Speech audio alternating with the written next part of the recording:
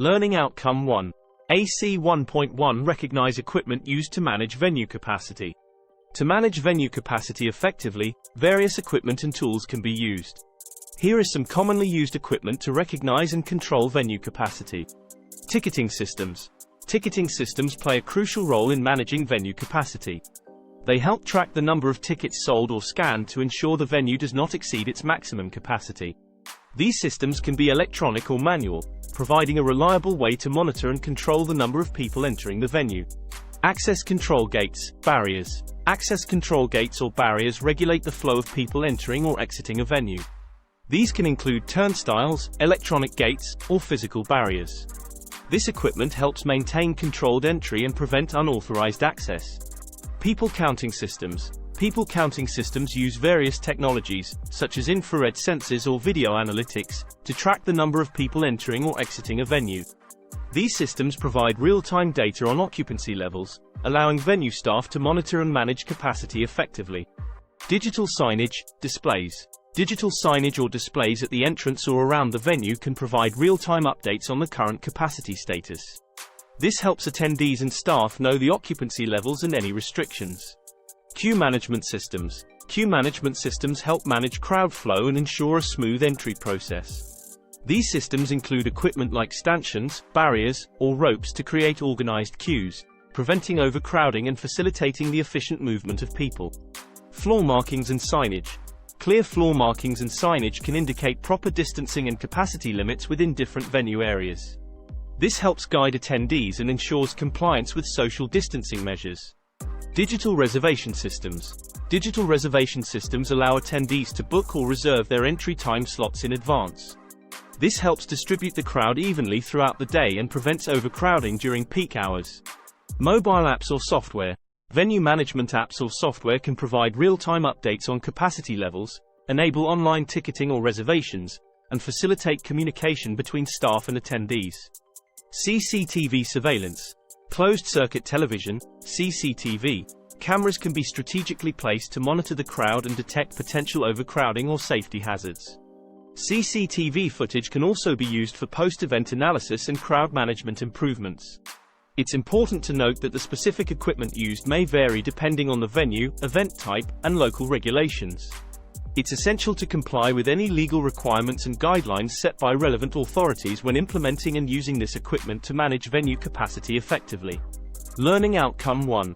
AC1.2. Recognize the different types of personal protective equipment relevant to the role of a door supervisor. As a door supervisor, personal protective equipment, PPE, is essential to ensure your safety and protect you from potential hazards. Here are different types of PPE relevant to the role of a door supervisor. High visibility vest, jacket. A high visibility vest or jacket is designed to make you easily visible to others, especially in low light conditions. It helps identify you as security personnel and enhances safety by increasing your visibility to both colleagues and members of the public. Protective headgear. Depending on the specific risks you may encounter, protective headgear can include items such as helmets or hard hats. These protect against falling objects or head injuries in situations where there is a potential for impact. Protective footwear.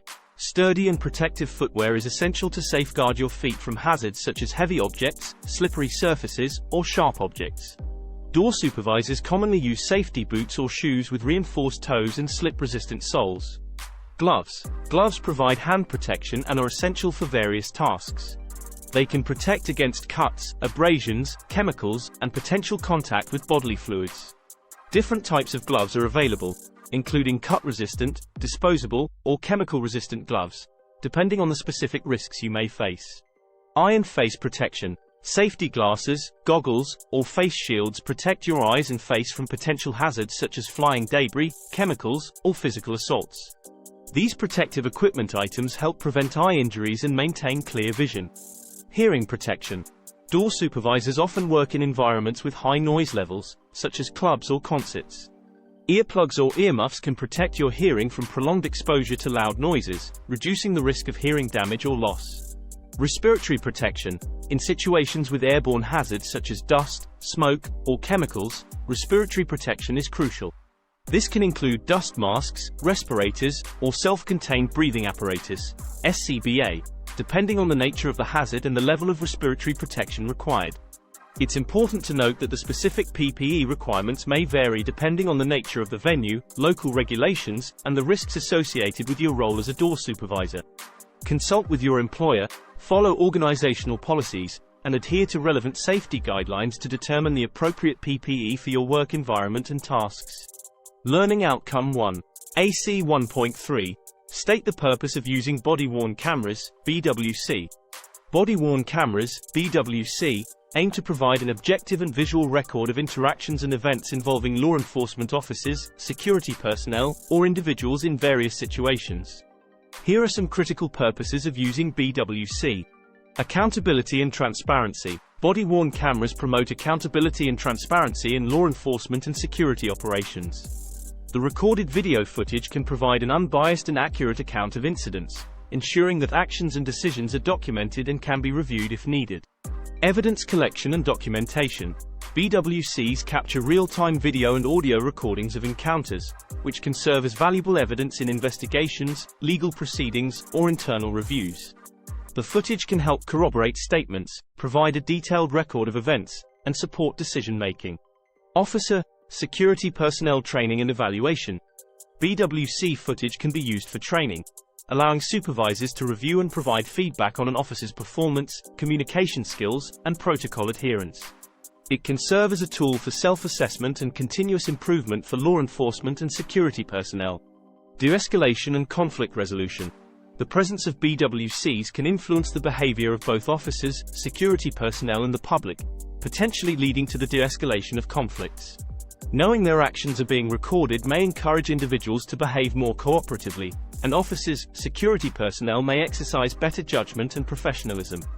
Transparency and trust building with the community. Using BWCs can help build trust and confidence between law enforcement, security personnel, and the community they serve. Providing an objective record of interactions can help address misconduct concerns, enhance community relations, and improve public perception of law enforcement and security practices.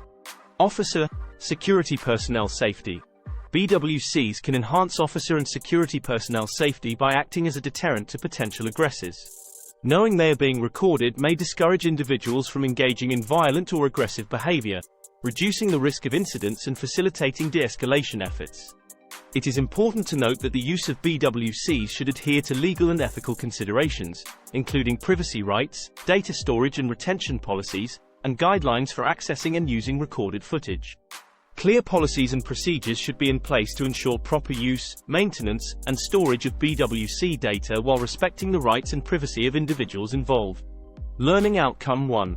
AC1.4. Identify how to communicate effectively using relevant equipment. Communicating effectively using appropriate equipment is crucial for effective coordination and response in various security situations. Here are some guidelines for communication using specific equipment in different scenarios. Radios and earpieces. Use clear and concise language. Keep radio messages brief and to the point, using clear and understandable language. Avoid jargon or technical terms that may cause confusion. Follow radio protocols. Follow established protocols for signaling the start and end of transmissions. Use standardized codes or phrases, such as over, to indicate the completion of your message, and out, to indicate the end of the communication. Maintain radio discipline. Allow others to speak without interruption and avoid unnecessary chatter. Speak clearly and at an appropriate volume. Wait for a response before transmitting additional information. Use earpieces. When using radios in noisy environments or when discretion is needed, utilize earpieces or headsets to ensure clear reception and reduce background noise. Mobile phones. Choose appropriate communication channels. Use phone calls, text messages, or messaging apps to communicate with internal and external colleagues, professionals within the premises, or police, external agencies, depending on the urgency and nature of the communication.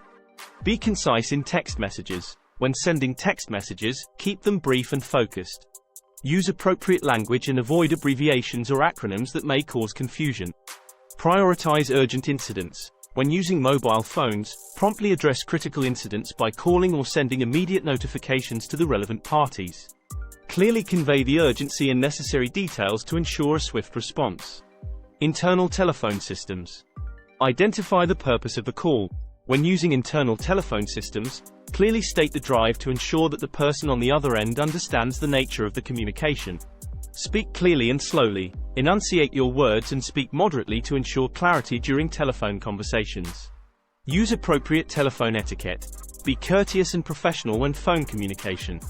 Introduce yourself, use polite language, and actively listen to the person on the other end.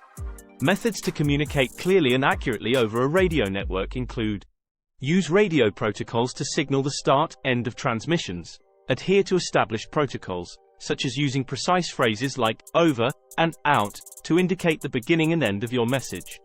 Use clear and concise language. Express your message clearly and understandably, avoiding unnecessary details or complex language.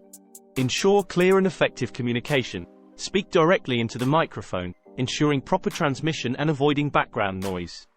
Confirm that the message has been received and understood. Ensure urgent incidents are dealt with quickly. Prioritize critical incidents by using clear and assertive language. Clearly state the nature of the urgency, location, and any immediate actions required. Remember to familiarize yourself with your organization's specific communication protocols, guidelines, and equipment. Regular training and practice can help improve your communication skills and ensure effective coordination in security-related scenarios.